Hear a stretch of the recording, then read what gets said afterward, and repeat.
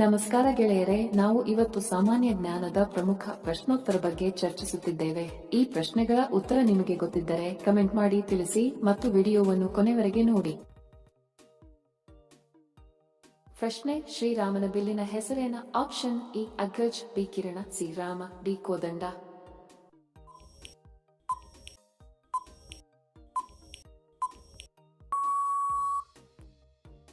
ಸರಿ ಉತ್ತರ option D ಕೋದಂಡ. ಪ್ರಶ್ನೆ: ಭಾರತ ಮತ್ತು ಪಾಕಿಸ್ತಾನದ ನಡುವೆ ಯಾವ ನದಿ ಹರಿಯುತ್ತದೆ? ಆಪ್ಷನ್ ಎ ಸಿಂಧೂ ನದಿ, ಬಿ ಕಾವೇರಿ ನದಿ, ಸಿ ಯಮುನಾ ನದಿ, ಡಿ ಗಂಗಾ ನದಿ.